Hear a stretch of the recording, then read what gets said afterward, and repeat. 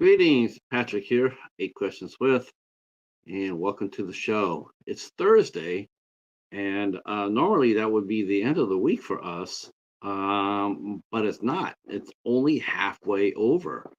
We got two more shows this week. Anne Stott will be here in about 15 minutes, and we will be talking Watershed Synapse Experience. That's her new record that she dropped on the 13th of this month, and hopefully by now it's doing well. I listened to the first single off of it, Build My Future Ruin. Absolutely loved it. It's a great song. Looking forward to hearing her sing a couple of songs from her new record, maybe one or two from her other records. Um, and we'll be dropping her links down a little later. Her YouTube channel is already in the chat. You can just scroll up to it. It's pinned there. Plus, all her social media, including her Spotify page, is down in the description box. So I'm super happy to have her here. I caught her on Instagram. She was. It seemed like when I was scrolling my links, it, every other one was her talking about her record, and I said, anybody with that kind of dedication, that's my kind of action, right?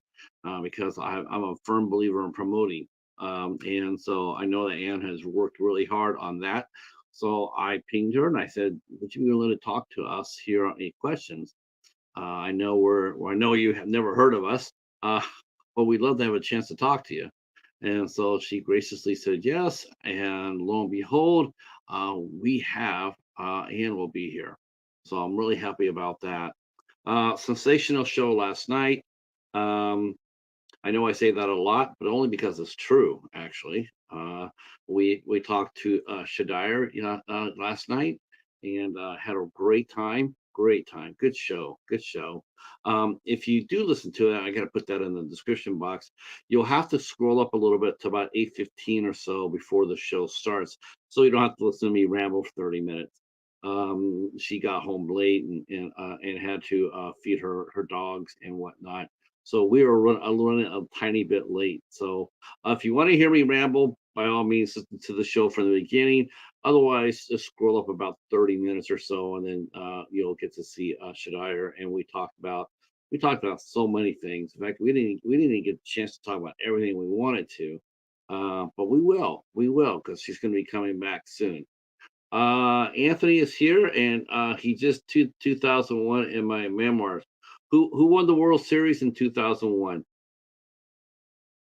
I'm always asking Anthony that. And did you see the Yankees clinch the playoff spot yesterday? All right, go Yankees. Yeah. Even though Baron Boone is the worst manager in baseball, and he keeps throwing out Clay Holmes, and it's not Clay Holmes doesn't have talent. His mental facilities are just shot. He's mentally shot. He's already beat when he goes out to the mound. Um, so that's a real shame too, because he's a good pitcher. But you gotta know when is time not to you know pitch. Um, I'm super happy to have another musician on the show. We try to get we're trying to get one or two a month on here. It's not as easy as it appears to be. Too, musicians are tough. Musicians are tough. It takes a little bit of work to get them to come onto the show, especially when you're dealing with bands themselves. Soloists like Anne are not hard at all. I mean, it's a one-on-one, and you can pretty much get it done. But when you have a band, five or six people, and you want to try to get them all there so you can hear their voices, it can be a little bit difficult. But it's a lot of fun doing so. It's a lot of fun trying to make it happen. Uh, I just want any sort of musician to come on. Tell you the truth, you can sing.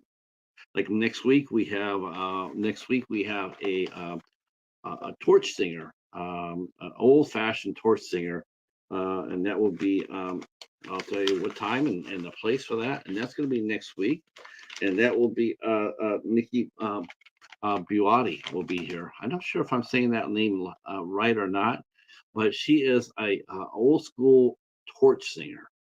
Um, it was really funny too, because I mean you could see her pictures of her band and like at restaurants, and You know, it looks just it looks awesome. Um, it's just it's very sultry, and I can't wait to meet her next week. Actually, she'll be here next Thursday. She'll be our musical guest next Thursday, and I can't wait to talk to her. And because I mean, she gets to play all around New York City, and there's a lot of clubs there. There's a lot of clubs. A lot of people don't know how many clubs there are. It's just that they're looking for the big ones. But there's a lot of supper clubs, a lot of um, what do they call them? Speakeasies. Just a lot of that, social clubs, jazz clubs, and so we'll be talking with her next Thursday. Next Wednesday, I should go reverse this. So, Saturday, this coming Saturday at 4 p.m., 4 p.m. this Saturday at 4 p.m., we will be welcoming in actresses Carrie Goodwin and also Maria Paris. Carrie's been on the show a couple of times, and this will be our first time meeting Maria. And both ladies were featured in the new film, number one Western film, number one action film on Zoomio for There for a Minute. Number one. That's on a streaming service. It's not a bad place to be. And they had taken for Rio Bravo. And so they'll be here on 4 o'clock Eastern time, 1 o'clock Pacific time. And we're going to be talking about old Western movies and also horses and careers, because both ladies have been very, very busy. And we'll be looking forward to talking to them. Um, That'll be at 4 o'clock. Monday the 23rd. Kelsey Livingood will be here with us. I'm not sure if it's going to be Kelsey or if it's going to be Mischief. I'm going to send a little note out her today. I'm going to see who she's bringing to the party because she has a very distinctive personality that she plays. Mischief the Clown. She plays him in different movies and also convention appearances. I'm not sure if she's been a horror host as yet or not, so we'll have to ask her about that. But yeah, Mischief is yeah, she looks like she's full of mischief. So we had to reschedule that show from earlier in this month, so we had to reschedule 2023rd. And On the Tuesday, our regular slot starts off with at 2 p.m. But we're not doing a double header next Tuesday. We're only going to do one show. We're doing one show at 2 o'clock with Italian filmmaker Francisco Saya. Saya. I think that's how I say it. See, I'm terrible with the last names. Um, but he set a record for being the youngest feature film director. Now I'm not sure if that's in world record. I'm not sure if that's just an Italian record, but whatever record it is, does it really matter when you're like 13 or 14 and you're making a full feature film? Yeah, that's pretty damn impressive. And even he just turned 26 or soon will be 26. He already has like 18 projects that have been completed underneath his belt. That's a lot. Like I mentioned before, I've known people that have been around a lot longer than Francisco, and they don't have as many projects completed as he has. So he's doing something right. He's doing something right. So that will be the only show, and that will be at 2 p.m. on Tuesday. Um, and Wednesday is actually, barring any accidents or what have you, is scheduled to be our 500th episode. And you would think I would have an actor, you would think I would have a musician or a poet.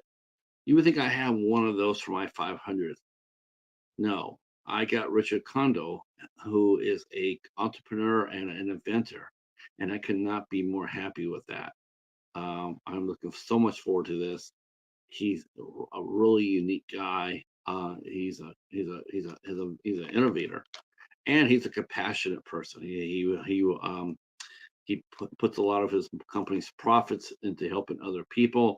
Him and his family run a big company called Kondo Industries out of Ohio. They make equipment designed to save lives on job sites.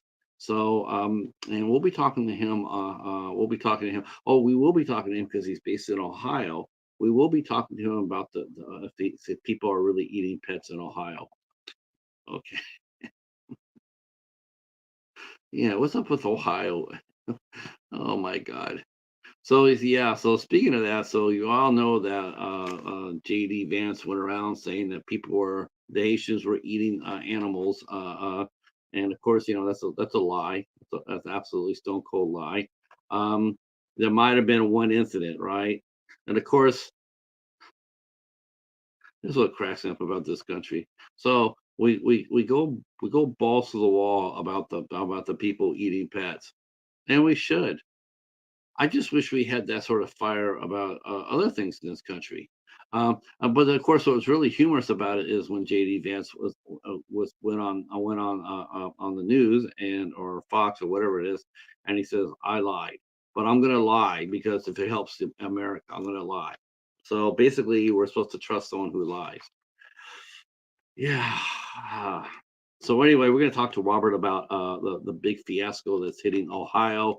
Uh, I'm sure we're gonna have a lot of fun with that. Honestly, I'm looking forward to talking to him about that, and of course, his this tool that he invented called the Restore, and we'll talk to him about how he created that and what it has many uses. And To me, when I read about the art, when I read about his what he created, what he invented, the only thing I could think of was, I wonder if he's taking it to Shark Tank. A lot of, you go to Shark Tank with an idea or a business plan, and if it's feasible and it's smart, you might get a an angel investor in one of the Shark Tankers. They might go ahead and buy in and go in with you on your device that you made or your idea that you made. You could make a lot of money out of it. And I thought when I was reading about the Restore, I'm going like, man, I mean, one thing, Home Depot should be grabbing that up where it does sell in Home Depot. But I'm thinking someone should just come by there and invest in it, because that's a really good idea. That's a tool I know that's gonna be very popular. Um, so I'm excited about that. That's supposed to be, barring any last minute hiccups. That's due to be our 500th show. That's due to be our show 500. Um, And then again, like I said, Nikki Buati will be here with us on the 26th. And then on the 28th, we close out the month. We close out the month with one of our biggest shows ever, one of our biggest shows that we've done so far. We are doing a panel show with the cast and crew Down Below. And that's Spider Dabrowski, who's been here before. And we'll be talking with Alexis Knapp, and the mighty Bai. That's right, actress Bai will be here with us on the 28th talking about the show. I'm very excited to meet Bai. I think she's an I think she's an interesting talent. Um, I do. I think she is fascinating. I mean, it's like and everybody's ever talked to me about her, and I have talked to people about her, say how sweet she is, how incredibly prepared she is. She's a little zany, but she's great.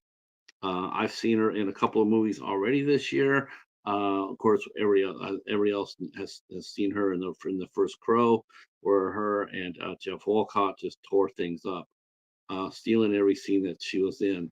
Um, so she'll be here, and we'll be talking about Down Below, which is coming out on October 1st.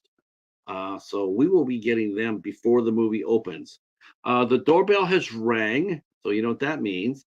That means our guest is here today, and please help me welcome in singer-songwriter Anne Stott, and we'll be talking about her new record, Watershed Synapse Experience. Here we go. Boy, I managed to do that without messing it up.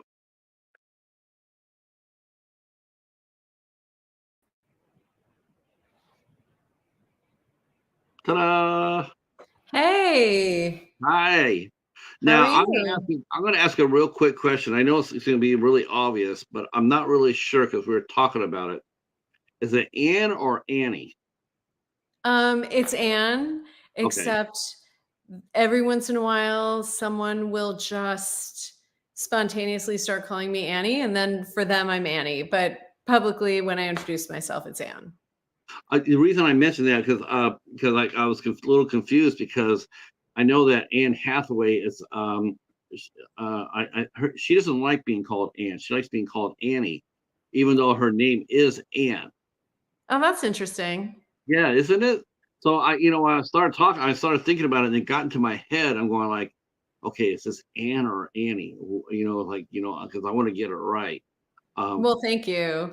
No, yeah, it's Anne, and, yeah. I was Annie to everyone as a child, and then when I was about 11 or 12, I announced to my family that I was no longer Annie, I would be Anne, which, of Okay. course, did not stick in my family at all. I'm Yeah. still Annie in my family, but, in the rest of the world, I became Anne. Right. Yeah. I think family gets a get out of jail free card. Um, you know, well, because me and my brother. I mean, we're a way old, but we still once in a while we still call ourselves by our childhood nicknames, which was dog and frog. I was the dog and he was the frog. And so we would, and once in a while, that was our growing up names.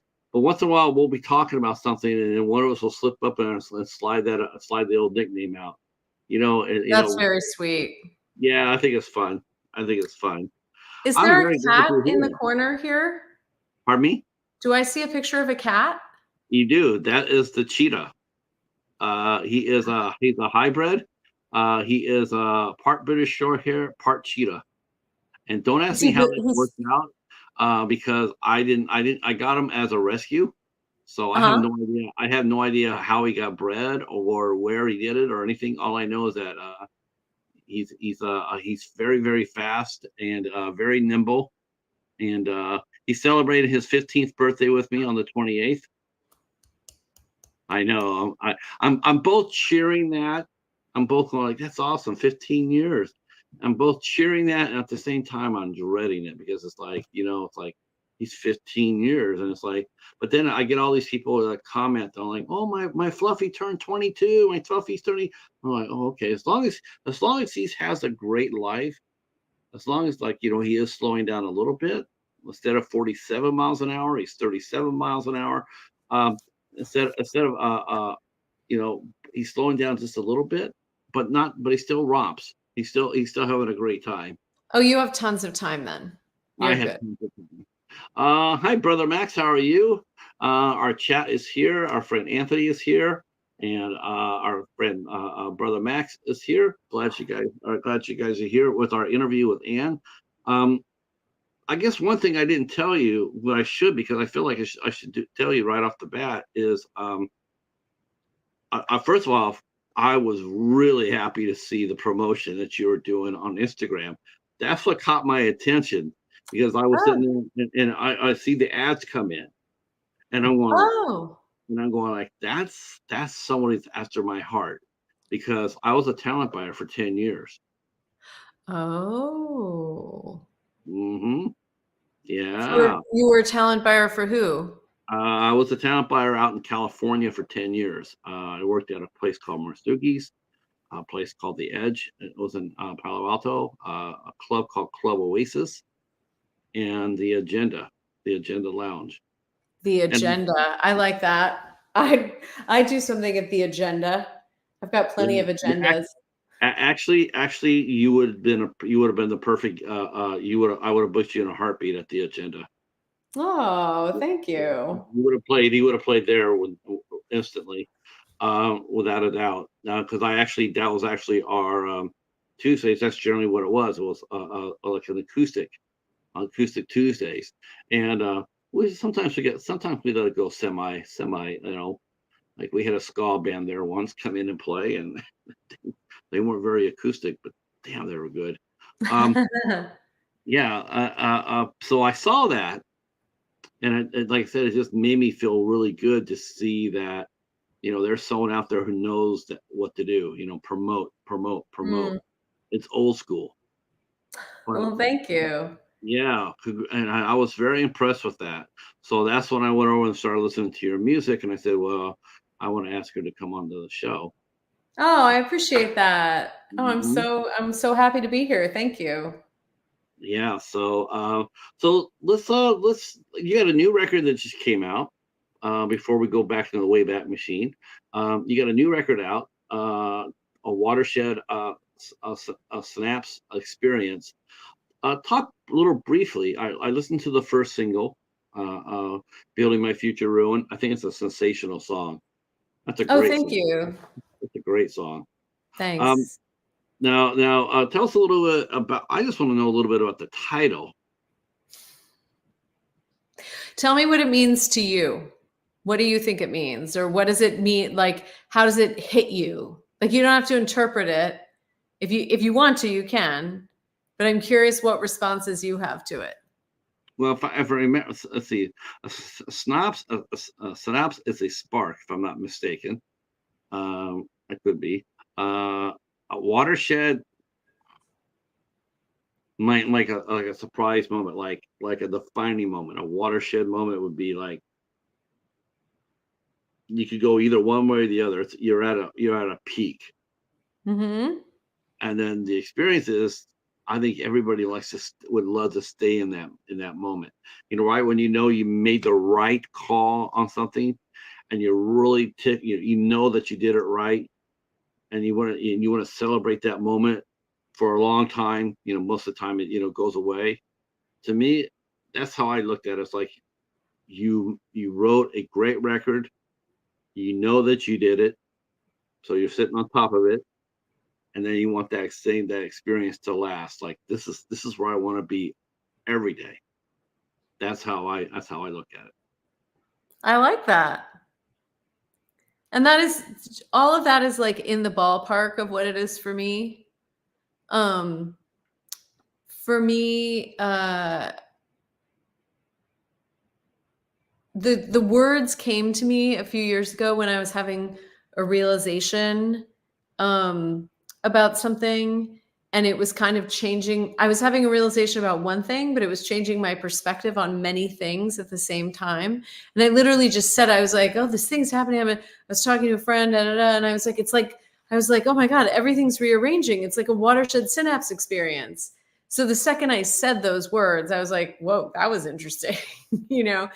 But for me, it's about like potential change, like turning on, waking up, um, Mhm. the possibility, um, but very connected to everything you said. Uh, it's really interesting too. Is that I think writers, I think writers, either novelist or songwriter. I think they're more connected to that experience that you just said. I think they're more sensitive to it. I think they realize it more. And because how do I know that? Because we get a ton of songs about that particular moment. We don't get a lot of people talking about that moment. Like what is a watershed synapse? We don't hear a lot of people like myself talking about it because we don't experience it on the same level as creatives such as yourself, and other like writers and singers. I just feel like that's how I feel. I just feel like they can experience it more quickly than us. They hang on to it longer than us, and they can create something really magical out of that. Whereas we are struggling to hold on to whatever memory we had. We're struggling to hold on to it. You, on the other hand, will turn around and start writing it down. You'll start writing the song, I'm envious of that. I'm envious of that aspect. Of that aspect. I think it's a tremendous gift for Well, a we're in the business of paying attention, right? Because that's where the material comes from. But you could have that experience. What makes a big difference is like if you leave a notebook and a pen by your bed, you'll remember more dreams in the morning than if you don't. Like there are really small, simple ways. Oh, let me kill my email here. Sorry, we got going and I forgot to do all my things.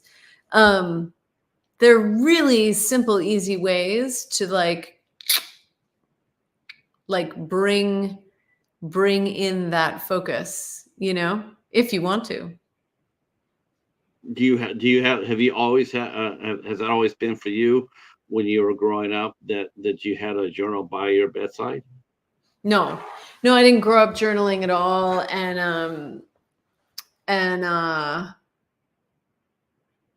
no, not for a long time. And I don't always now, you know what I mean? Sometimes I do, sometimes I don't.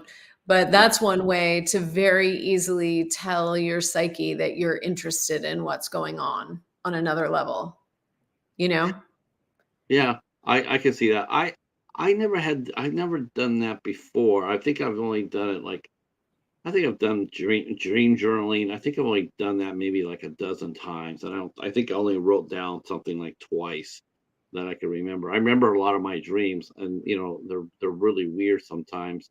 Um, but I've never done that before. But I do know a lot of people that have done that. They'll wake up and they'll sit up in bed and they'll go like, "Damn, I got to remember that," and then they'll write it down. A lot of times they'll say they'll write it right down and then they'll go to sleep, not even realizing what they have done. They wake up and look in there and then they find themselves scribbling what they dreamt about. And then it's so can you tell what you write? That's the funny thing is half the time I have to fight to interpret what I wrote down because I wrote it down so fast. Yeah, there's that. There's definitely that. So I take it that writing was very important to you when you were growing up. Well, where did you grow up at? Where were you born and raised at?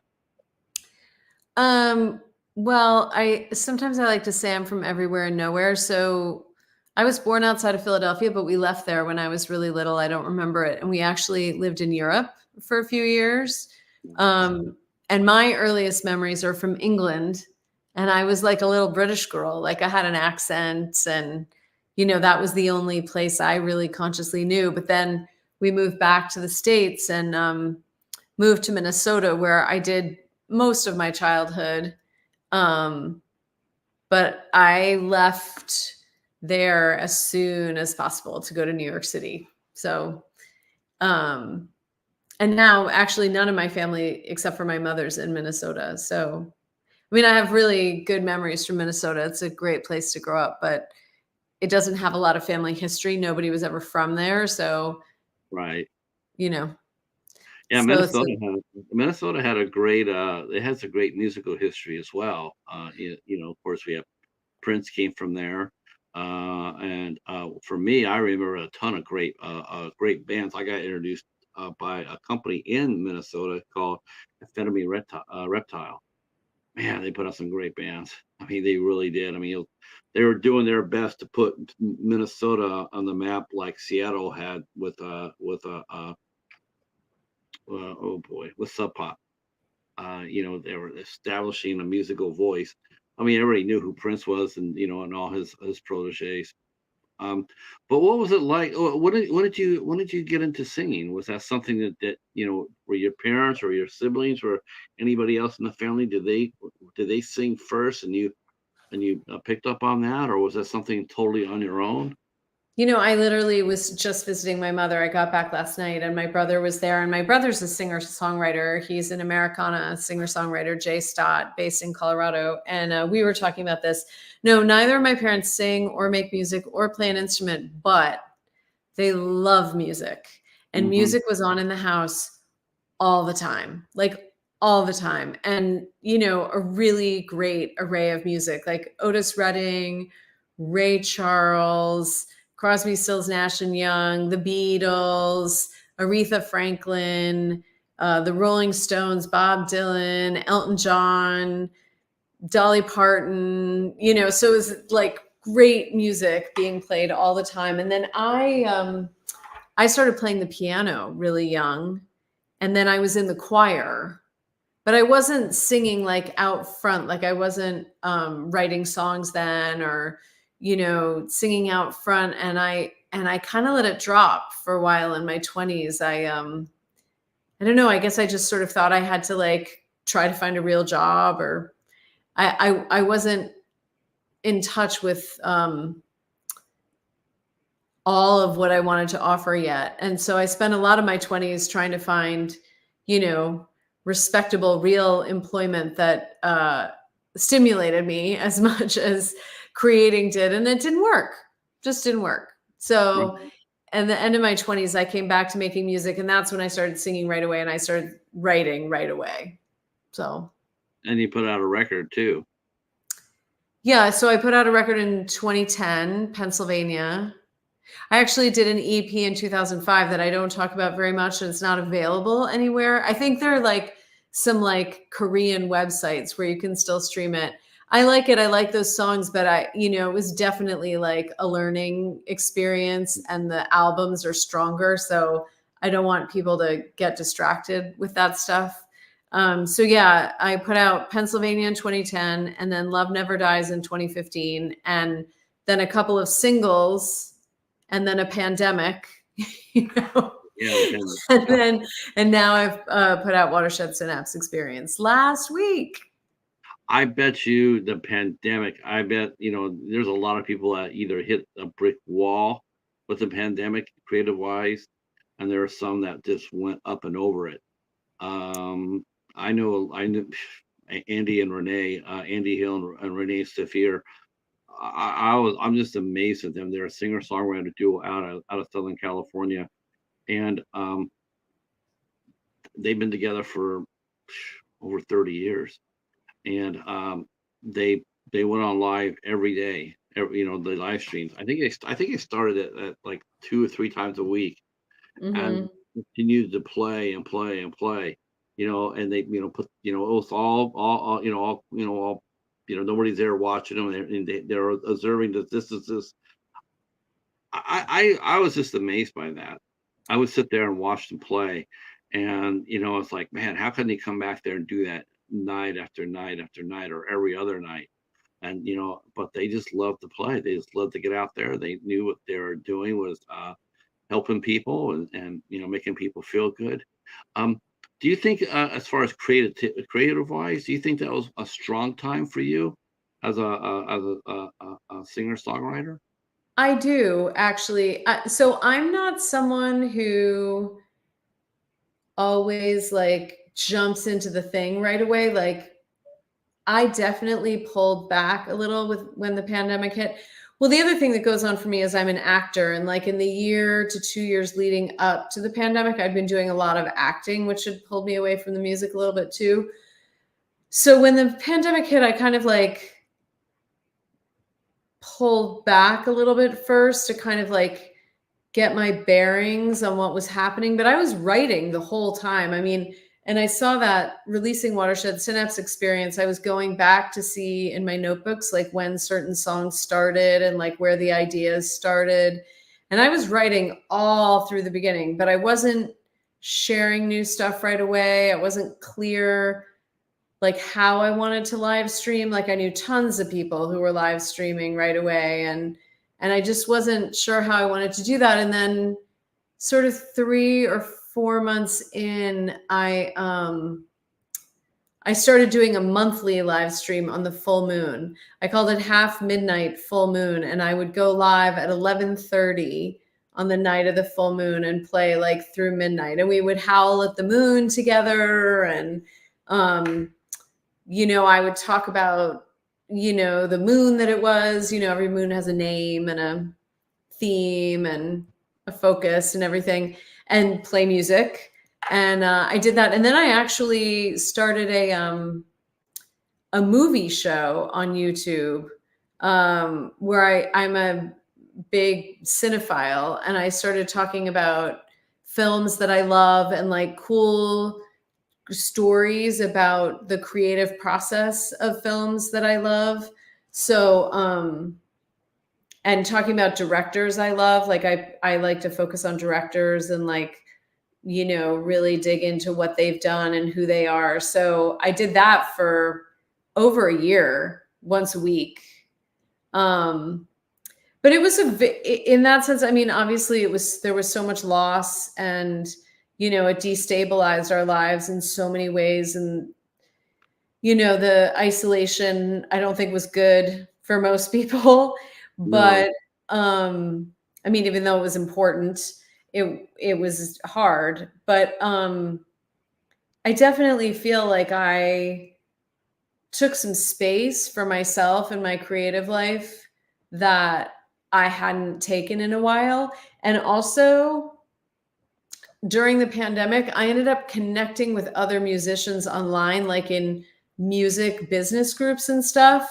And it really changed like how I do my work, because before that I'd been kind of trying to do it all by myself in a little bubble, and I would get really burnt out.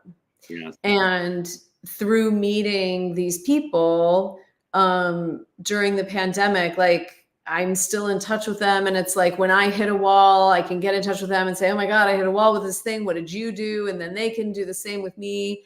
And so I have more like singer-songwriter community than I Yeah, had before, which is really nice. it really is.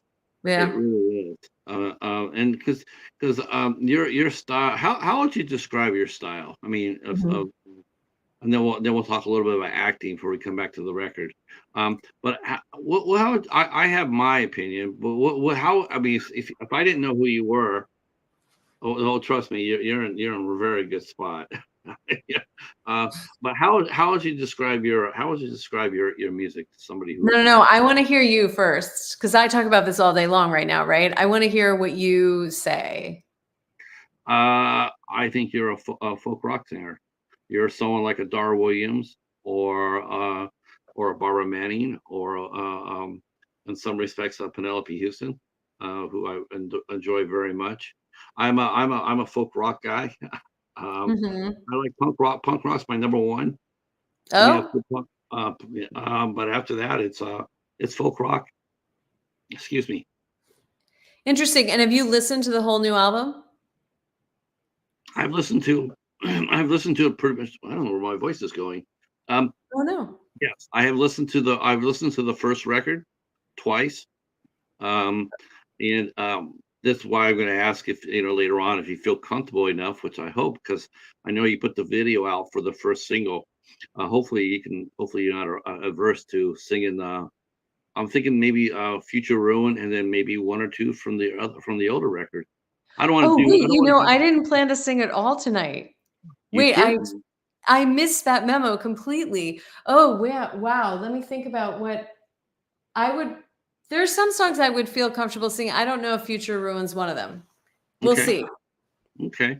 I tell you But what, now it's planted in you. I'll let you generate. You can let that germinate inside, and hopefully you'll get that.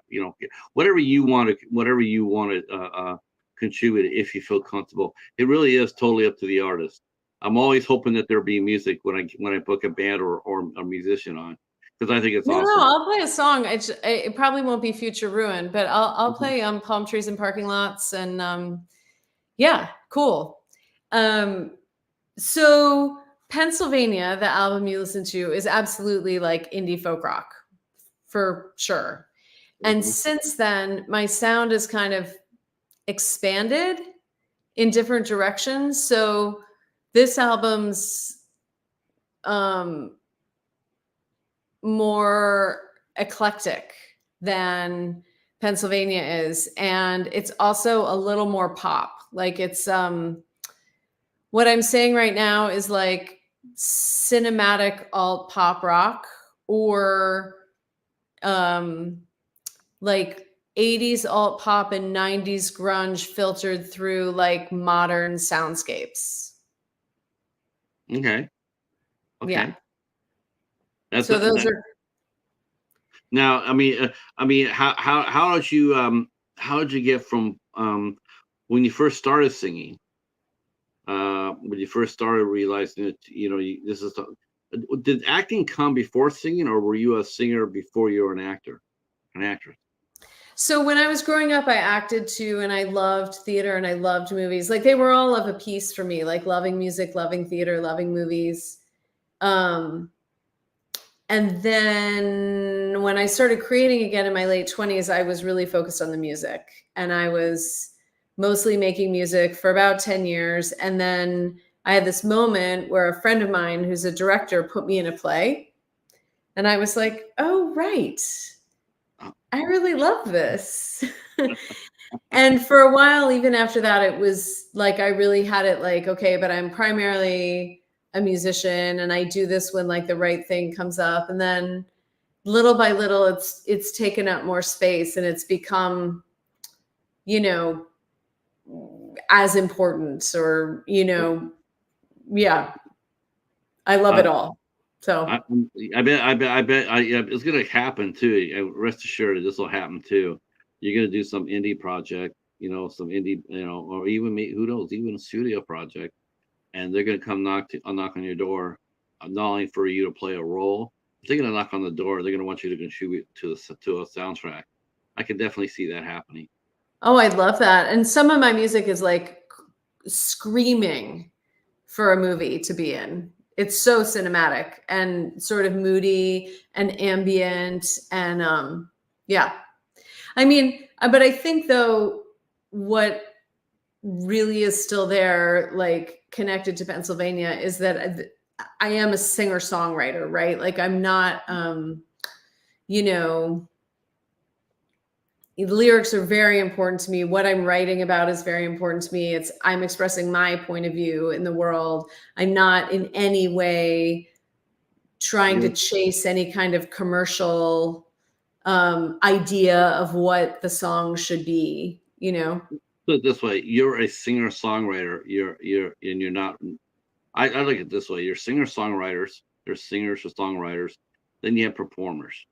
Then that are, like especially in country music. They're and pop music. They're not necessarily creatives. They're performers. They vocalize what people write for them.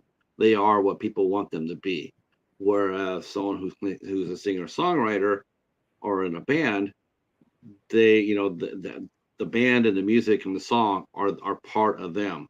Right. Every note and every word. Whereas a performer, wow, okay, well, yeah, they wrote this song for me and I thought it was really cute and yeah, because you can't, because you're not writing your own material. Right. Uh, and so I have a lot of respect for, and I always went after singer songwriters whenever I did, when I hosted an acoustic series or at a smaller venue or whatnot. I always appreciated the genre so much more. Uh, Mm. Tons of records from singer songwriters, and Roots Americana is right there too. You mentioned your brother's Roots Americana singer. It's right there. I mean, I don't Oh know yeah. really. I really don't know what the difference really is, except maybe Americana is just a little bit more edgier because there's more instrumentation in it. You know, like a singer songwriter can sit there and hit it with a guitar, where Americana may meet a drummer and a bass player, preferably stand up, and a guitarist or two. It doesn't change, it's a label. It doesn't define. Like I wouldn't define you by, yeah, she's a singer, she's a folk rock singer. I wouldn't define your sound as that. But when I hear it, that's what I hear. I hear that, and Hmm. that makes me happy. That makes Oh, me that's good. that makes me very happy, because I think that's just something we just don't get very often anymore. We just don't get that. Mm. Pop music, what it is these days, we don't. I can't think of the last time I saw a really strong singer songwriter break out. Everybody wants running over the country right now. That seems to be the flavor of the month. But I listen to a Okay, lot. but I'm gonna come in and say like I think Billie Eilish and Phineas are really, really strong writers and producers. I think Chappell Roan is interesting, who's just exploded and can really write a song and is coming from her own point of view. Yeah, I think there's some interesting people there. I mean, there's a lot of commercial music that is made just to try to reach people, but I'm a huge Beyonce fan. I think I'm actually she I'm actually a big Taylor Swift fan. I Yeah, like Taylor Swift's great. Taylor She Swift. can I she can would write a song. I would roll her out as a prototype of a, like, man, if you're gonna get into music, if you're gonna start out, especially if you're a parent, and you want your kid to go out there and play music, man, I would just sit there and say that's exactly how Taylor Swift is. That's exactly how you. That's what your kid. That's what you want for your kid. I cannot think of a better performer that grew up in music that has turned out to be so right because her parents did everything so right in guiding her career. I give credit to Billy Ray Cyrus too. I do. I give him a lot of credit because he did his damnedest to make sure that his daughter stayed grounded too. And considering, Mhm. considering all these young actors are, or young performers come out, from the studio, from the Disney studios or Nickelodeon or whatever, and they come out and they just, it's almost like you see what it's. This may seem a weird analogy, but this is how I look at it. It's like watching like a video on the dodo, and they'll show some cow or some monkey or some pig, and they've been locked up for 30 years. They've never seen outside. They never felt grass before, and so when they get on it, they just go crazy because it's like it's so new to them. It's like, oh my lord! And I sort of looked at like that too with a lot of the young singer song, long performers or whatnot. They come out and they've been underneath the leash for so long that when they get a Mhm. full of freedom, they're not ready for it. It overwhelms them. It overwhelms them, and Yeah. it causes causes a lot of stress, a lot of strife, or what have you in their careers. I mean, look at some of the people. We mentioned them, like a Miley Ray or Miley Cyrus or any other young performer like that. They struggle once they get out of that bond, once they get out of that leash. Like, okay, you could be your own person, and they don't know what that means, so they rebel. They go out there, they do things that put them at risk, put other people at risk. Professional wise, and it's just like, and I think, It's for a years, it's a very distorted way to grow up. And yes. I don't know how you have all of that coming at you at a young age and, keep your own center or find your own center. I mean, being young is hard enough. Hmm. And also let's remember that, and I'm not talking about any one person specifically, but some children who are, you know, working that hard at a young age are doing so with someone pressuring them in the background to do it too. So I think there's just a lot of dysfunction that goes on in those situations. So when you said that you worked during your 20s, and you put everything aside for while you were doing the 20s, do you feel like, a lot of people would look at it like, wow, that's 10 years I didn't do anything. I didn't really, but at the same time, it's like, but you did. You did Mm. you did. You lived life. You got experience. Then when you sit down, because there's nothing more. It's when you see some people sing about you see a lot of people sing about an experience they've never had. Like talking about, when I grew up poor, I grew up with this or that, and they never did. There's some Nepo family, or had deep root connections or what have you. They don't understand the basic, they can put it down in the song, but they don't understand what they're saying.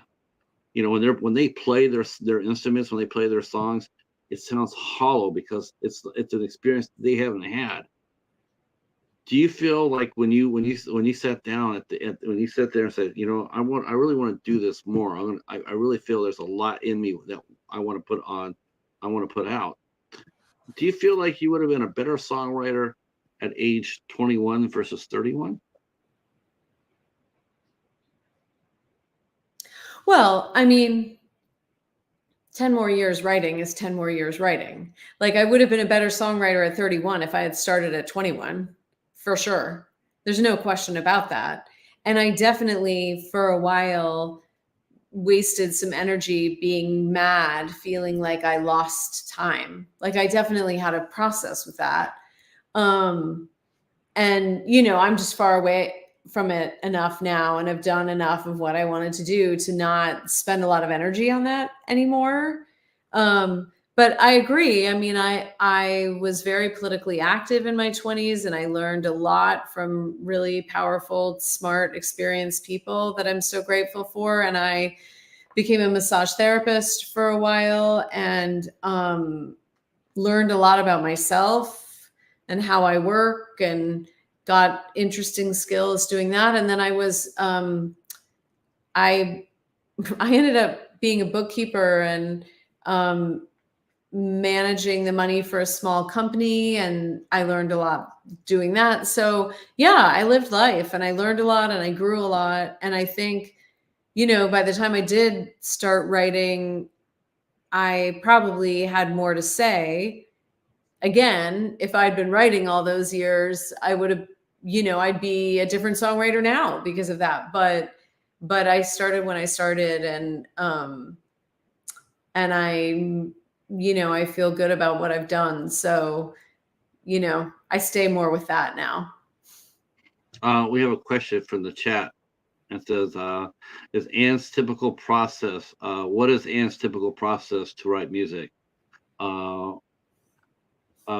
what do you? Yeah, what comes first for you? The lyrics, or the lyrics, or the music when you write a song?" Totally depends. When I first started writing, it was definitely lyrics first. Like, I would work on lyrics and find ideas I liked, or work on ideas I liked. And then once I had the lyrics, I would write the music. That was definitely how it started. Now, I try to work on both. Like, I try to be working on lyrics, but I also try to be like listening and playing around for sounds that I like. And I can catch a sound that I like, or a hook, or a melody, or a chord progression that I like. And then I'll save that, and and uh lost my train of thought. I'll save that, and then I might try to write to that. Like, I'll feel a mood from it, or I'll go back to the lyric ideas I have sitting around and see if anything matches up. That's Now, how my second album, Love Never Dies, that's how that entire album was written. I really wanted to, I felt like I was limiting my songwriting by being so focused on finishing. Like, once I had an idea, I was like, okay, it's got to be a song, and I have to finish it. And so I didn't let myself finish anything for like a year. Like, I would just write in my notebook, turn the pages, not go back, not edit. And then I would sit down and I would play different riffs or different hooks and find different musical ideas. I would record them on voice memos, not go back, not develop them. I just let it all sit for a year. And then it might have been more than a year. Honestly, it was a long time. It was very awkward. And then when I felt it was ready, I'm not sure when that was exactly, or how I knew, I went back through all the notebooks and pulled out anything that I thought was useful, had potential, whatever. And then I went through all the voice memos and like kind of called out the ideas that were still speaking to me. And then it was literally like one of those quiz lists, like A, B, C, D, E, F, G of lyrics, and 1, 2, 3, 4, 5, 6, 7, 8, 9, 10 of sounds. And I was like, okay, what goes where? And then there were lyrics that didn't have a sound I'd already liked. So I would start writing something else. And there were sounds that didn't have the right lyrics yet. And I would go back and try to find new things. Now I'm more free about it. It's like, if I feel like playing the piano, I'll sit down and play the piano and see if anything happens. If I feel like writing lyrics, I'll sit down and write lyrics and see if anything happens. And do you do that? Do you do that by yourself, or do you go out with a group, or like a writing round table, or coffee shop, or is it all solo? Writing for me has been a very solitary experience. And I'm not sure if that's going to change since this album happened, partially because I so enjoyed working with my producer, Barb Morrison, and the engineer, Jeremy Kinney. And we've already done another studio session since we finished the album where we just collaborated, and we just each came in with ideas and like tossed them around and then started building them in the studio. So it's possible there'll be more co-writing in the future, but what I just described to you before, that was all very solitary and very much about me like finding something essential that I needed to express, which I feel like I really got to on this album. Like in the fullness of the album, Watershed Synapse Experience, I feel like I've like created a body of work that really represents me on some deep level. Now, what happens? What happens if what happens when you're in that groove, so to speak? Like all of a sudden you're in that songwriting creative mood. But let's say you get an acting job. So like now you're balancing. You got a great idea for a song in your head. You're like, I'm really there, really. It's in your head. You're working it over, but now you have to act as well. Learn your lines. Hit your marks, all that good jazz. How do you do that? How do you balance that for you for you able to cope with that? Well, I've rarely gotten acting jobs at the last minute, right? Like, especially with the theater stuff, like a couple months in advance that it's coming. And honestly, your psyche adjusts before you even start, right? So, and if I get songwriting ideas when I'm deep in a theater experience, I write them down. I'm always writing down things I hear that move me, or sounds that move me, and I just trust that it's going to have to wait, because I'm in the middle of something else. The hardest part for me with that was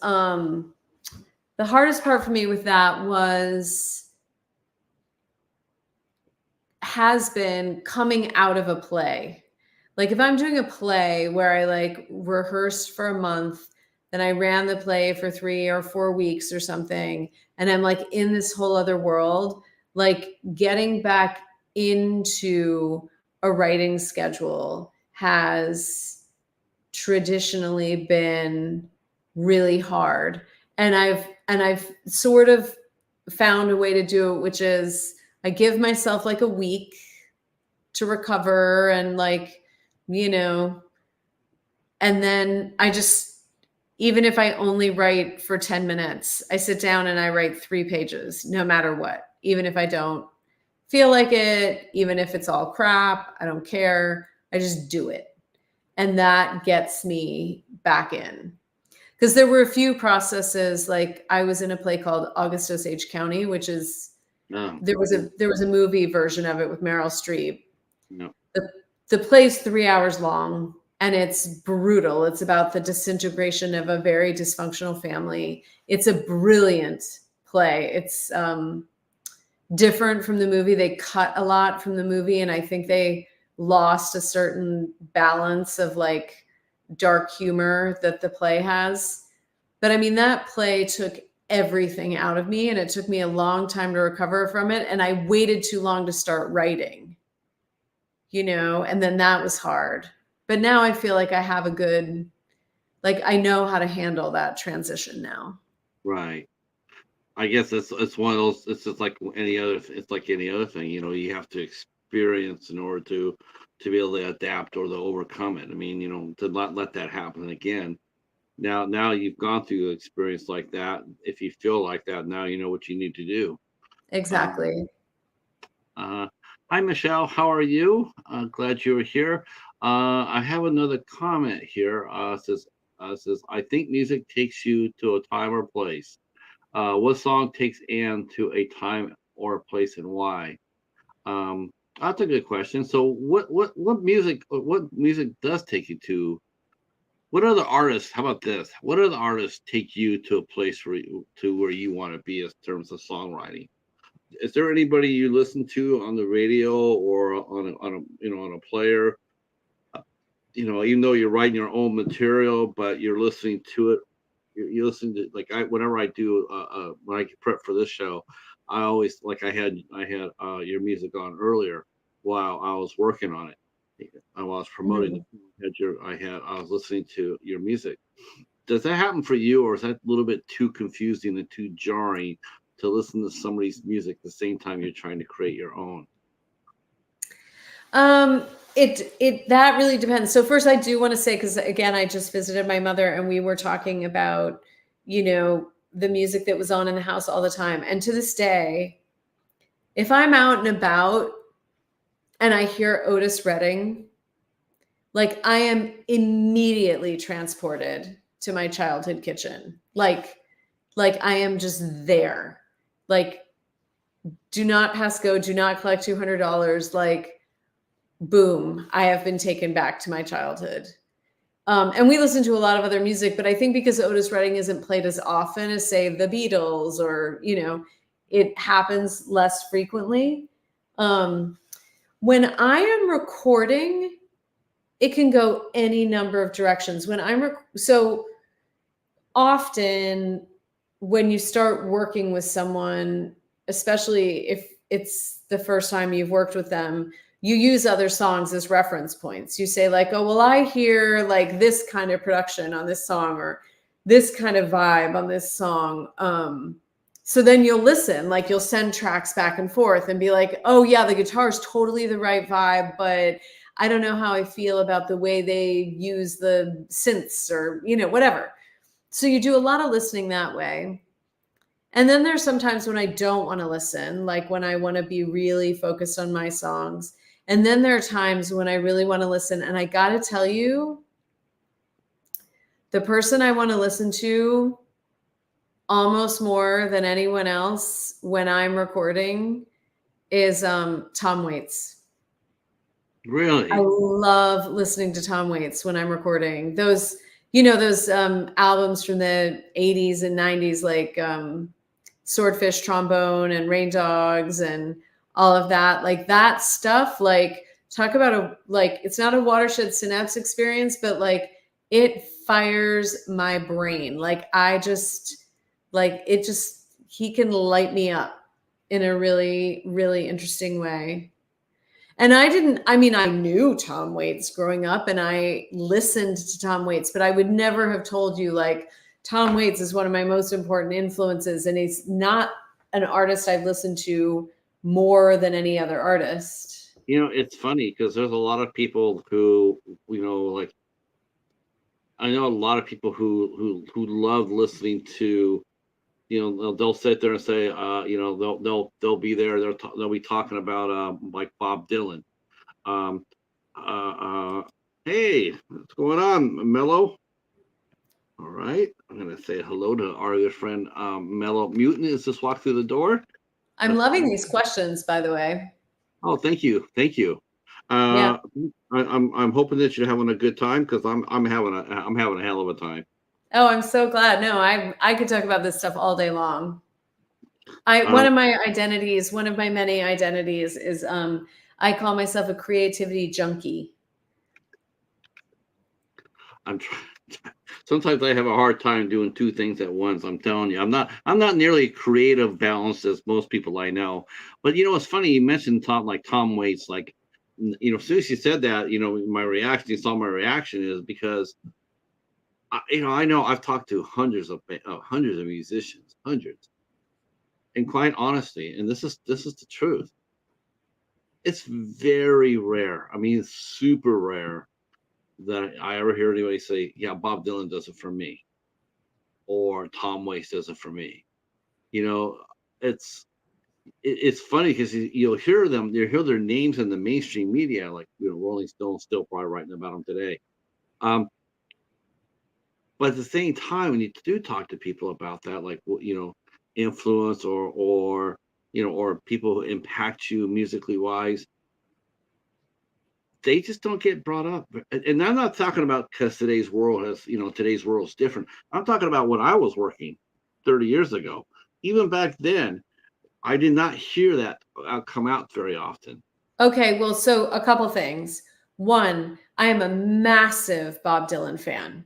I'm a huge Bob Dylan fan, and I went through a phase where I listened to him. So I was more into rock and pop growing up, and so I knew who he was, and I knew who what some of the more important songs were, but I didn't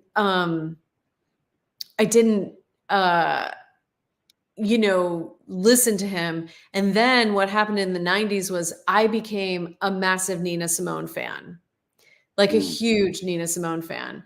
And Nina Simone covered a lot of Dylan.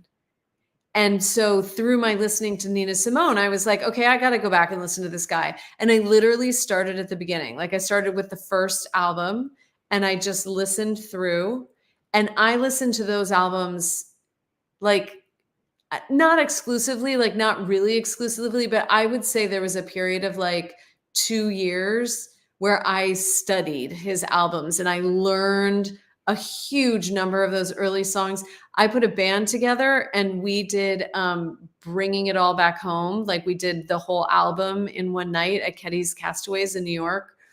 This was many years ago now. So I am a huge Dylan fan, and I feel like I learned a lot about songwriting from him. But the question about what do I listen to when I'm recording, he's not who I go to when I'm recording, really. Yeah. There's something else I need, and it's not about, by the time I'm recording, I've already written the song, right? And for me, his influence is about the writing. And then in the recording, I'm looking for something else. So I do just want to say, like, Bob Dylan is foundational for me. Absolutely. And that's thanks to Nina Simone, who's also really important to me. Really important. I think it really comes down to where it really does come down, like, it's so funny. People say that in order to hear a good Bob Dylan song, you got to have somebody else sing it. Yeah, I disagree completely. I know. Look, his voice is a very particular thing, and I get not liking it. Like, I understand for the people who just can't hang. Like, I get it. For me, his voice is the perfect delivery mechanism for what he's saying. And his timing and his attack, like his attack on the song is pretty cool. But I get not liking it. And there are plenty of people who've sung his songs so great. I mean, Adele's version of Make You Feel My Love, like, gorgeous. You know what I mean? Like, have at it, I had some stupid person on Twitter a while back. Oh, when he won the Nobel Prize, and they were like, "Oh, he's just some boomer obsession. Nobody will be talking about him in 5 years." I was like, "Hello, Adele has 500 million streams on Spotify with his song. There's literally a musical on Broadway right now of his songs. Jazz artists cover him all the time. Have you ever heard Diana Krall do Bob Dylan? Mm-mm. Oh my God, it'll slay you. And she does some incredible Tom Waits covers too. Speaking of the Dylan Waits thing. Right. I mean, I just feel like a lot of people, I tell you the one thing, and very rare do you find like someone who else gets covered a ton, is Leonard Cohen. But to me, I could listen to Leonard Cohen. I could turn around and listen to that. I can listen to him. Tom Waits, I don't know. I just had a hard time. I have a hard time with it. Dylan as well. I don't know what it is with them. They just don't connect with me. They never have. Yeah. But lyrically they connect when I hear somebody else sing it. Like when I hear it, I'm going like, that's Bob Dylan, and I can recognize that. I'm like, it's Bob Dylan. But for some reason, whenever he sings his own creativeness, it just doesn't come across. Leonard Cohen, yeah, I can listen to Leonard Cohen. I can listen to anybody sing Leonard Cohen, including him. But for some singer-songwriters, it just doesn't do it for me, that's just, it's an individual thing. Um, Yeah. let me go to the chat real quick. Everybody's coming in. No, you're perfect time, Mello. You're in good spot. Hobbs is here, and he's got the Hobbs questions. Does she like Kiss? Okay, I'll ask her if she likes Kiss, the rock band. That's so funny because a Kiss song came on somewhere the other day. I can't remember. And I couldn't remember that it was Kiss. And then I was like, oh, right, it's Kiss. Kiss is not a band. Like, I'm neutral. Like, if I hear the songs, that's fun. And I never owned Kiss myself. Yeah, I don't have a lot either way on Kiss. Sorry. Wants to know more popular with you, the Bengals or the Go-Go's? Yeah, that's a good question. The Bengals. I reject the either or of that. I love them both. Yeah, I love them both too. Such great bands. The Mello says he saw Bob Dylan as a surprise guest singer at a 3 Days Grace concert around 2012. That would have been great. I would like to see Bob Dylan live. I'm sure he's really, really good live. I just have not. And there's some people that translate better to live than they do on records. Everybody's saying hi. I see. He really surprised me. He looked 80 and sung really well. Ever since then, I've gained more interest in folk music. Yeah, he is definitely a definition of a folk rocker. It says, I think another who really gets me when I hear him called a folk rocker, which just slays me. It just makes me laugh. So I hear someone called Neil Young a folk rocker. It makes me laugh. Because I'm like, man, I cannot think of anybody more sonic than Neil Young. True. Oh my. Oh yeah, he's a really. I'm a big Neil Young fan too. Me too. I love his songwriting. Worship, and I love his playing. It's like, yeah, he's a great folk rocker. I'm like, you never heard Arc Weld live, have you? Ever? Believe me, your ears will be bleeding, and you'll be happy for it. Let's see. Ever since then, okay. Saying hi, Dobbs, hi Dobbs. You can use it. I think it's another. I think it's another singer sings. I think if another singer sings one of your songs, you made it as a great artist. And yeah, it's been an impact. I can almost. I'm about 90% agree with that. There are some times where somebody does sing your songs, and you wish they hadn't, because they don't really do it justice.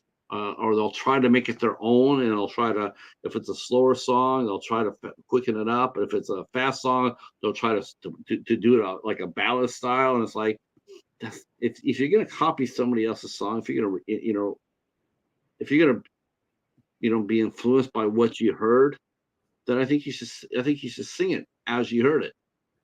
Mm-hmm. That's all. I mean, you rocked out to it, then you rock out to it too. That's what got you there, right? That's what got you to listen to them. It's like, damn, that's really incredible.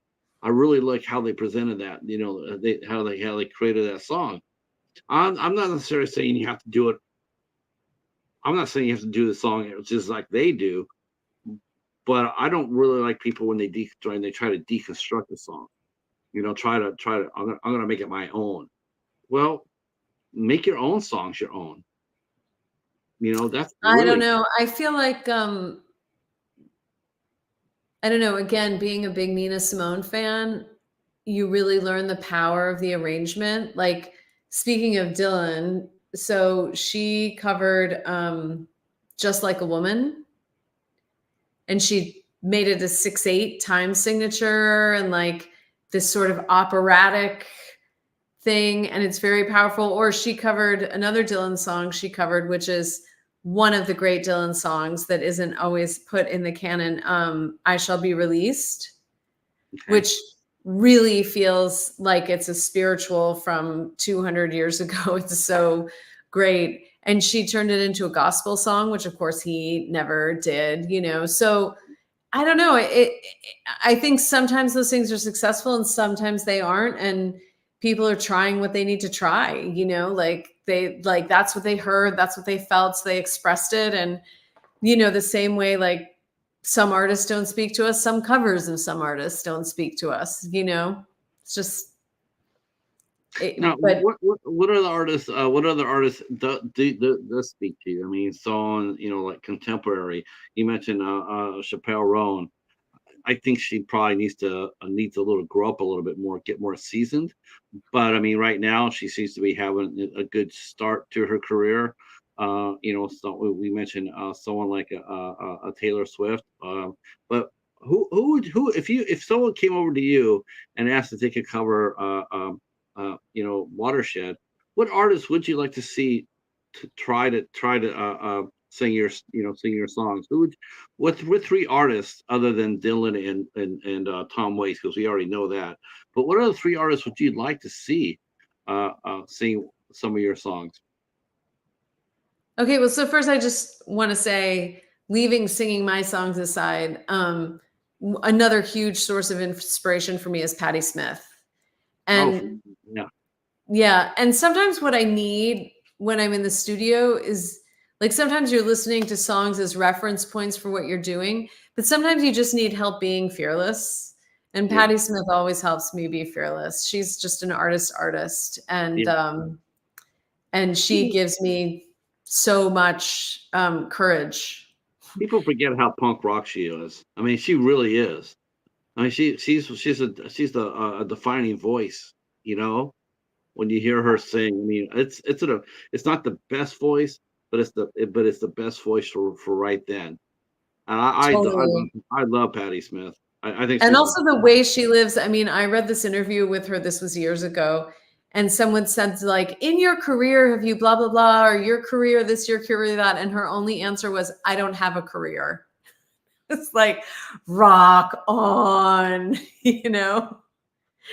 So uh, yeah, she's huge. she is. Um, How about Amanda Palmer? Oh, I'm a big fan of Amanda Palmer. I think she's really blazed her own trail and been very brave many times over in how she's conducted herself, and you know how she's you know, kind of a leader in the world of No, indie music. nobody in the chat's gonna know who Amanda Palmer is. I was that was probably the before I moved from California to Michigan. That was my white whale. That was my white whale. I was chasing them as hard as I could before I moved. I Oh, really to get wanted them to play at one of your to, clubs? yes. I was just like every time Polestar came out, uh, and I would grab it and look and see where they're touring at, and like, you know, and like, you know, I was like trying, like, you know, like I was running out of time because I was going to be moving, and I knew that I knew the other two people I worked with, I knew they wouldn't do it. So I'm just trying to, as hard as I could. Every week I'd be on the agent, like, are they gonna be in our area? You know, no, you know, it's like, oh my God. And then I was trying to get her solo. At the same time, I was like, okay, maybe I can get them, maybe just get them, you know, stripped down for a night at the agenda. I just never could get to that place. But that was definitely my white whale there. I really wanted to book the Dresden Dolls with everything in my soul because they're an Oh, amazing. wow. Yeah, I'm that sure was she would have loved to have done it if she'd known. I mean, you know, they ran into a lot of closed doors, even though they did well. So you know, it's nice to hear about people wanting to book them. Yeah. uh, I think she's, you know, she's definitely, you know, a huge talent and an original voice. our friend Van City is here. Thank you for coming in, Van City. All right. And our friend Mello has a question for you. Says this is a good question. This is a good question. Then I want to talk a little bit more about live because I we and get a song in here. Um, it says off topic a bit. Where did you get your glasses? Where did you get your glasses frames? Your frame for your glasses? My wife needs another pair. So just curious. Yeah, your glasses are pretty dope. Well, thank you very much. It's a super boring answer. Are you ready? Lens crafters. No, not a boring answer at all. I mean, I think it's great. I mean, it's very accessible. But yeah, I was noticing that too. As soon as you walked on, I noticed your frames. I'm going like, those are some really killer. Those are real some killer eyeglasses. I was like, yes, I like the look. Um, Well, thank you very much. Now, while we got some folks here, uh, I'd like to know if you feel comfortable enough to crack out a song, any choice. Sure. I'll crack out a song. I'm gonna have to move. We're gonna have a little rearrange here. It's okay. You Um, do that, and I'll just keep talking to the chat, and then let us know when you're ready. okay. See, now this is what happens in the live show. See, now she's setting up all her equipment, and normally we would have a sound man there to help her, and we have a sound man there, and then of course then we hear Anne getting ready, and she be sitting there going like, "Can I have more monitor, please? More monitor?" And of course, Just uh, like that. yeah, stuff like that. Though I think monitors are monitors still because this sounds funny, but it's I see a lot of singers these days, and they seem to have monitors in their ears for now. They wear their earpieces. Are monitors still important to a band these days, or do they all wear the earpieces? So I think once you get to a certain level, the in-ear monitors are almost required now. But before you get to that level, lots of people are still using wedges, you know? So like, you know, there are shows happening around me at like 100-seat and 200-seat venues, and those people are just using regular wedge monitors, not in-ear monitors. And there are big acts who don't. I don't think Brandy Carlisle, for instance, uses an in-ear monitor. I think they're using wedges and rocking it old school. But I think most artists coming up now are using in-ear monitors, and I think a lot of big venues just require them. I was gonna say I think James Addiction still uses wedges monitors. Uh-oh. That's so sad. I was really sad about that. Yeah, I was too, but yeah, but and I felt bad for him. I was like, man, I mean, but he's sitting there like it's so loud that he has to scream, and it's like to me, why don't they just have, I thought bands that have played that long together would have an unspoken language of what to do when the sound guy's janky like that. It's like, dude, man, like turn it down, turn it down. I'm sorry, that behavior is not just about the sound on stage. They had Oh, sound God, checks, they've played together, something yeah. else is going on there. Yeah, I don't see them coming back to play together after that. I think, It's a I hard just thing hope. to recover from when your bandmate punches you on stage. Oh man, Perry Farrell got jacked. I mean, he got, he hit Dave, and then they pulled him off the stage, and then one of the other guys came over and socked him up like 3 or 4 times. I think the drummer, and it was just like, wow, really? That's a cheap shot. But I've only seen that one time in my career. I've only saw one band get in a fight, a physical fight in the back. Uh-huh. Yeah, I've only seen that happen one time. And so yeah, yeah, they had a fight. What band was it? Was it like a big famous band or? You might. I don't know if you've heard of them. I think you've probably heard of the guitarist more than you've heard of the band. The guitarist's name was Michael Schenker, and he used to be in a band called UFO. I'm not sure. Yeah, it's been a while since they were popular there for a little bit. Michael Schenker he had 2 bands. He had the Michael Schenker group, and he was an amazing. Well, yeah, he was an amazing guitar player. And then they had UFO. And, when they came and played for us as UFO, they got in a fight backstage, and yeah, that was not a fun thing to see. They were No, it's um awful. It's really um awful. see like Navarro on Ink Masters. Yeah, that's right. He did do that, right? Yeah. I've never, I'm not sure if anybody else has ever seen that before. Have they ever seen well, I tell you, I, Hobbs, if he's still here, he'll probably like, oh brother. But the only other band I've actually seen do crap like that on stage has, like you see that with Corey Feldman this summer. He just does something that's totally like he yells at his band on stage, and I'm going like, that is the most unprofessional thing I've seen. Nobody does that. No, I have never seen a band implode on stage like that, yelling at each other. I've never seen that. Now, off the stage, after their set's done, I've seen them go back there and talk about it. Never yell at each other about it, but I've heard them talk about it. Like, hey, because some bands, you know how that goes. Um, some nights, some nights are not. It doesn't. It's just not there. It happens. What have you ever had that? You ever had that happen to you, Anne, where you've been on stage, give a live performance, and you just didn't have it? And what did you do when you recognized it? How did you overcome it? Well, it actually, just didn't have it. I guess I would say that one of the hard things about performing is that, oh, yeah, no wonder that wasn't working. One of the hard things about performing is that it's very rare that you have like the thing you want all the time.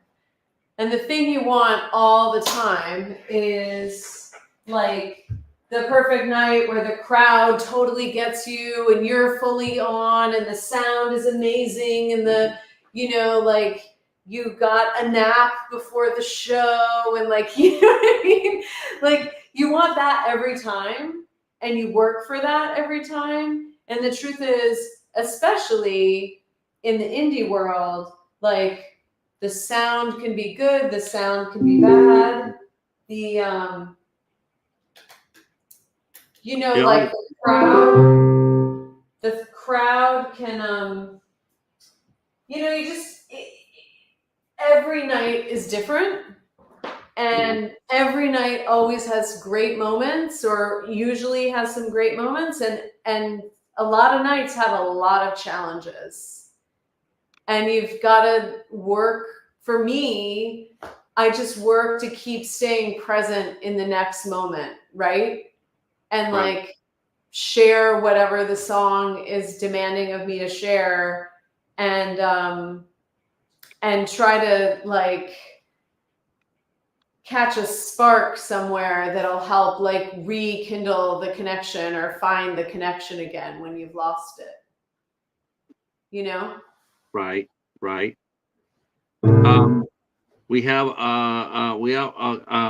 Yeah, he mentioned Mello mentions Anne, have you ever had to deal with a shitty audience member that just won't let up? No, not if you're in a good venue. If you're in a good venue, you don't run across that because the shitty audience member is out on their ass. Well, I busked on the street for 5 years. Yeah, so okay. I have dealt with everything from like a 3-year-old dropping their ice cream right in front of your microphone and screaming in a temper tantrum to like trolley bells going by to drunk people thinking they can play my guitar to, people telling me what I should be playing and being mad when I don't know the one song they want to hear, like all of it. Which is amazing practice because then you're kind of ready for anything, Right. Busking, I've heard people mention that about busking. They love doing it. They like doing it. I know that Mary Lou Lord still does that. she was busking before she played for me at my venue. She was down around on the corner, because we weren't ready for the show to start yet, and she was down on the corner busking. It was pretty cool. She made a lot of money too. Wow. I had no problem with it. I was like, hey, I'm still going to get a show out of it. Yeah, Hobbs is still here. That whenever I mentioned the fell dog, he unfortunately, yeah. I'm sorry I had to mention the fell dog, Hobbs, but that's the only other band I could think of, other than Jane's Addiction, where I've actually seen that happen. And like I said, I've only seen one other band in my career ever get into a fight like that. Yeah, and 10 years. So, yeah, again for at a venue, it's like a comedy club, a good comedy club. Well, they don't mind you heckling a little. If you get on the talent and you try to steal the show away and bring the attention upon you, a good venue will not let you do that. It's disrespectful. So they'll go around and they'll just go ahead and ask you to leave and come back another night. And yeah, I had to do that a few times too. So. Hey, so tell me, brief sound check here, since I'm not plugged into a DAW or anything. Oh, wait, my pedal isn't doing what it's supposed to do. Hold on. Come on. Where are you?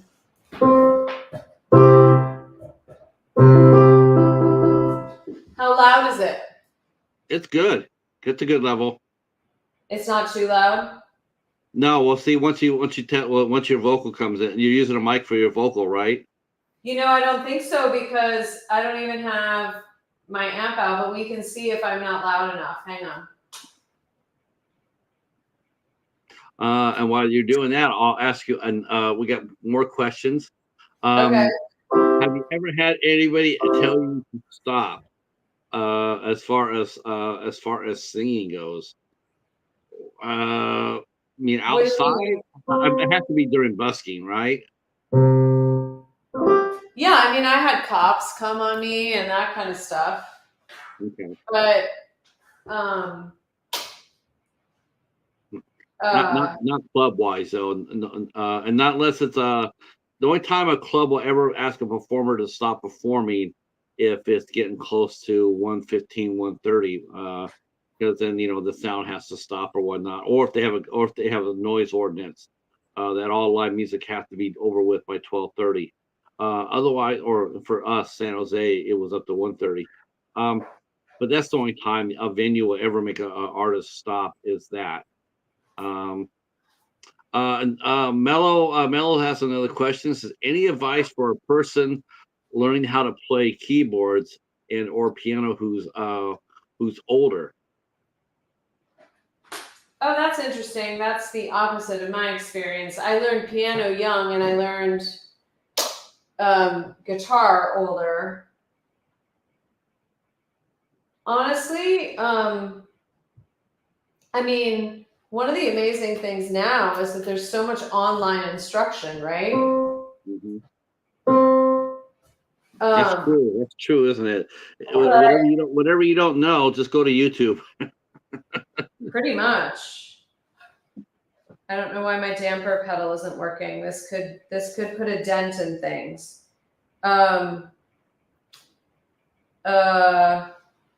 So I would start, honestly, if I were going to start all over again on the piano right now, I would start with like going to the piano and finding melodies I like. I would start with a much more like ear-based way of engaging with the piano than the way I learned, which was very much about learning how to read music and then playing what was on the page. All right, well, we did all that setup, and now my damper pedal isn't working, and that is really... Wait, I have another one. So that's where I would start. I would start like I would start with like, what are you here? What do you feel? Like, what do you like listening to? Mm-hmm. And start just finding it. Just and you can listen to the record. You can have the recording right there and listen, and they go, oh, it's this, and your connection to the piano will be really pleasureful. First of all, that way, right? Like you'll be recreating things you love, which is always fun. Piano always intimidated me though, because I don't know, maybe because of the size or because you had to read music or whatnot, but I love a good keyboardist. Oh, I love a pianist. I mean, they're amazing to watch, and they add so much to a band. I mean, to me, I guess just because I learned it first, the piano was so much less intimidating because it's linear, right? It's like it all just goes in one direction, whereas the guitar is not. Right. And it wasn't until I started playing scales on the guitar that I sort of like understood how the guitar works. So it's all just like your perspective, right? Exactly. But aha.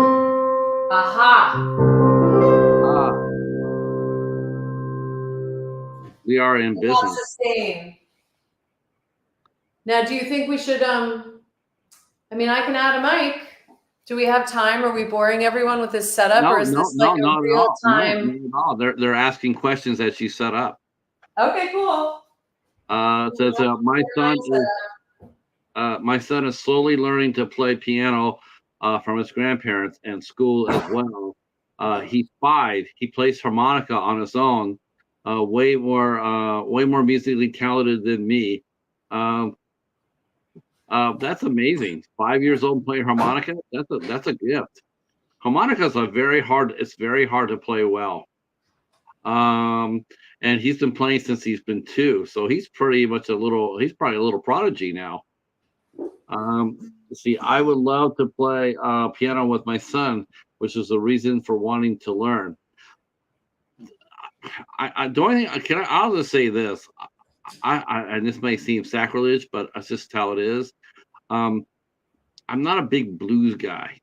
I mean, I'm not, and it's not because of the music itself. I don't like. Oh, this is gonna sound really elitist, but I don't like the crowd. I mean that in the sense that I don't like the crowd because the crowd is always trying to pigeonhole blues players. They don't ever let them ever float. You ever watch, or same thing with jazz. Everything's metered out and everything's just really tight and compact. And inside all those musicians, they're waiting to bust out. And I would sit there and say, if your son is playing harmonica and he has the love for the blues, don't ever let anybody tell him that he can't play the blues any way he likes. He can do anything he wants. And I would say, if you want to play with him, literally do the same thing I was just talking about. Like, find a song you both like, and like find it together on the piano. Like it can be that simple and that direct, right? It doesn't have to be, I have to go take lessons so that then I know how to do what he's doing, or whatever he's trying that week. Just sit down and have him show you that too and share it with you, right? Right. And then you can practice it too. That family called the Clarks? I think they're called the Clark Collective or the Clarks. They started playing out during the pandemic. They're in their house, and their dad and his 2 sons and the little girl, they would play a song every day. Every day they play a song, and and after a while they started coming online and they would sing a song or sing a couple of songs. And the one thing I always watched was the choices were a lot of older songs, But at the same time, what it really got me after a while was I was watching the two boys. One plays bass and guitar, and one's a drummer. And you're always watching them to see if they're disconnected from the song or from the performance. And I gotta tell you, and I have yet to see them play where they have not wanted to play. They're always fired up to play. They're always ready to Uh-huh. play. And I think it's because because they get to play music that they want to play, and I think that really Exactly. is. I think that's the real key to a good musician. Is like they want to play what they want to play. Now sometimes maybe the sound's not right there for them. Maybe the sound, but you know what? That's something that they learn with experience. Totally. Yeah, I think it's more important. Like the whole thing is about expressing yourself, right? And like everybody, you know, has awkward moments, but Right. the most important thing is to do with it what you want to do with it and find what you want to find. I'm very grateful for my training, but it took me a long time to get out of like, oh, was it the right thing? Was it good? Was it this? Was it that? And just like find what felt good to me, you know? So if you can start with what feels good to you, I think you can add whatever training you want later, you know? Exactly. Hello. Ooh, microphone. There's no reverb on this amp, which will be sad, but we'll all live through it. That's right. It's punk rock. Well, this is not punk rock, but we're rolling it like it's punk rock That's today right. here. That's right. Um, why is this connection not happy though? Thank you for everybody's patience while I. Oh, no. I think a lot of people. I actually think this is quite educational. Quite that they. Oh, good. Yeah, I had broken this all down because I had other people here and we were doing something else, and I forgot when I said I'd play the song that everything was back in its place, but it was not all hooked up. So is this sound level good? Like it's not No, blowing you out or anything? no, not at all. Okay. So are we ready? I'm ready. Are we I'm ready? ready. We're all ready. Um, this is a song from the new album, Watershed Synapse Experience. It's called Palm Trees and Parking Lots.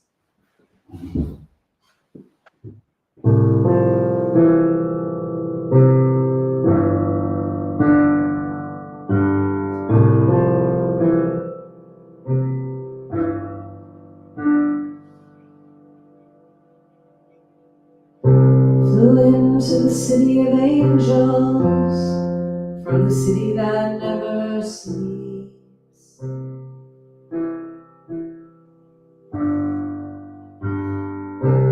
Wondering why cities make me feel so free. Seems strange to need all these lights and concrete.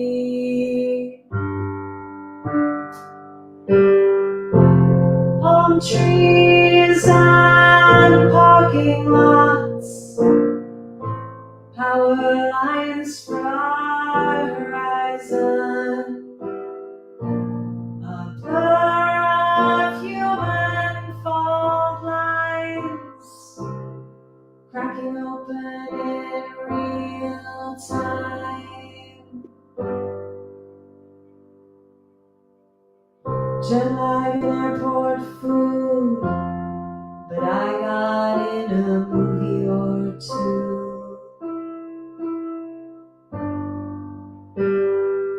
Now I'm just down the hill you know who.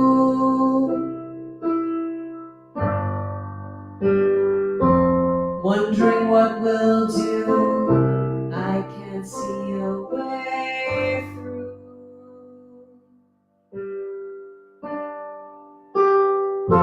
Palm trees and parking lots, power lines for our horizon, a blur of human fault lines, cracking open in real time.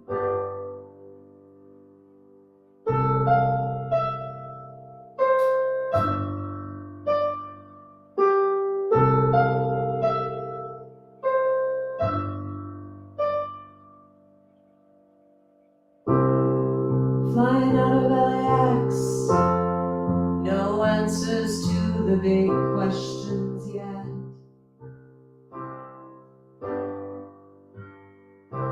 Staring at the jet view sunset, the colors won't let me forget. Palm trees and parking lots, smashing together what we've lost, and the future's unknown cost.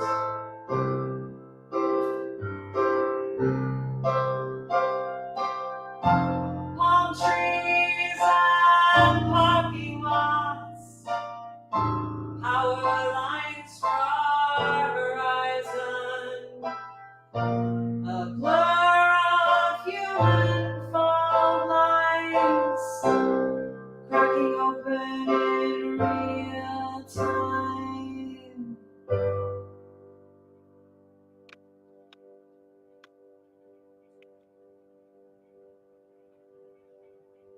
Nice.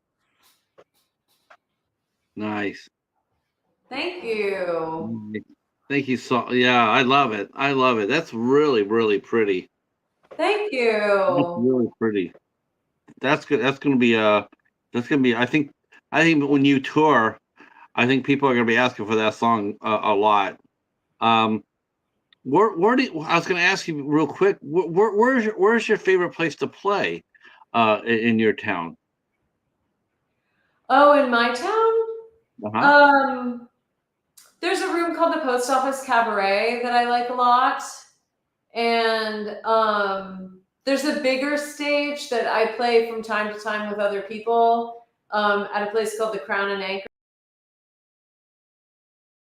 Oops.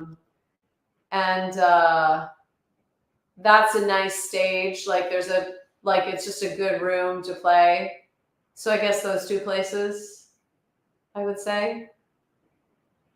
Yeah. Yeah. Well, that's always good to have a good. It's always good to have a couple of like home clubs, so to speak. Um, Totally. the people are still are. Do you feel? I only have a couple more questions for you. Um, do people in your opinion are people still accepting live music? I mean, are they into it as much as they used to? I know, like it seemed like this summer, a lot of festivals and a lot of live shows or tours, they seem to be taking a beating as far as the crowd goes. Uh, but do you find people at the more at the grassroots level, are they still loving the idea of going out and listen to an artist like yourself play live? I out here on Cape Cod, it's kind of a skewed thing because it's a summer tourist town. So people come kind of primed to be entertained, right?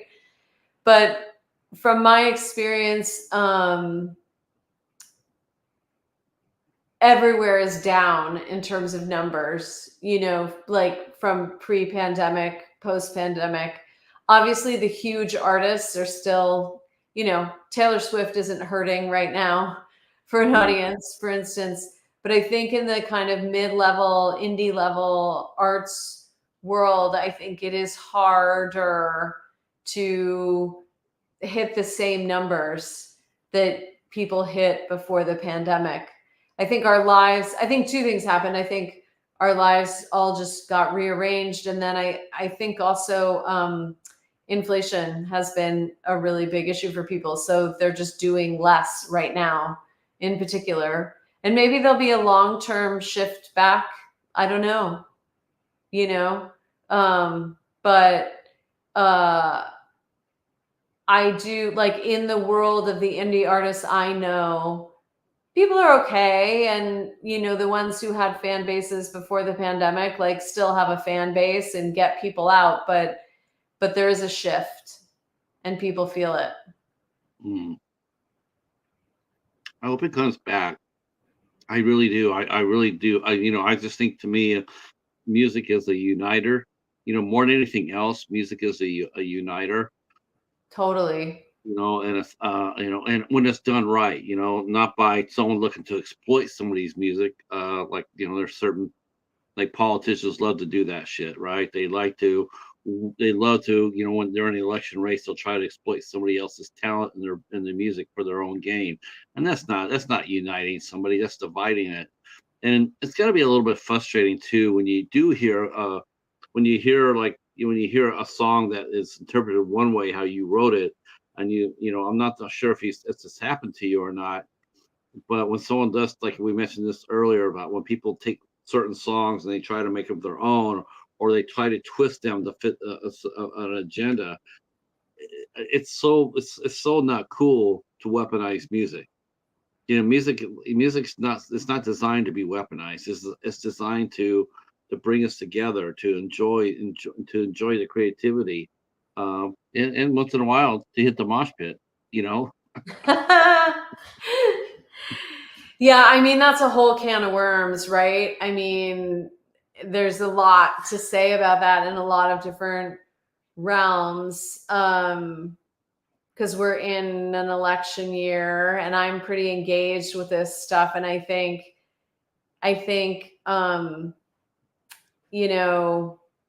it's particularly bad when your message is a divisive message and then you take music from people who are about uniting people and try to use it for your own cause. Unless you want to get deep into the politics, I'll leave it at that for now. Right. I will too. And you know what? I think that'd be a great way to end it too. We're going to end it on a high note. And I want to thank you for coming out and talking with us. The new record is out. I've dropped the link to Spotify. I'll drop the link again if you want to go over there and buy the record. Please do so. Highly recommend it. I believe that's yeah, there it is right there. You can also follow Anne on Spotify as well, so you can see what she's been up to. She is on Instagram, and I have all her socials down beneath. So if you want to go out and hang out with her, including her YouTube channel, she just dropped the first single from her new album, Watershed Synapse Experience. She just dropped her first single from the record. So go over there and sub to her YouTube page. I pinned that on the top there of the chat. Yeah, thank you so much, Anne, for coming out and hanging out with us, and to the chat who came out and hung out with us as well and dropped some really good questions. I really do appreciate it. And we'll be back on Saturday. We'll be back on Saturday at 4 p.m. Eastern time, as we will be bringing in Carrie Goodwin and Maria Paris, and we'll be talking about all things Western movies. We're talking about taking from yes. That's fun. I will remind you, if you're not doing anything on Saturday afternoon, you can come out and meet two very talented actresses, and that will be at 4 o'clock on Eastern time here on my channel. Again, to the chat, thank you guys so much for coming out and supporting the show. I appreciate it so much. And you just got a new sub on off your YouTube. That's awesome. Thank you so much. Thank you so much for having me. And I've loved the questions from the chat too. It's been a great conversation and a really fun night. Stay right where you're at for 1 second, Ann, but I'm going to say goodnight to the chat, and be safe, and we will see you Saturday. Peace.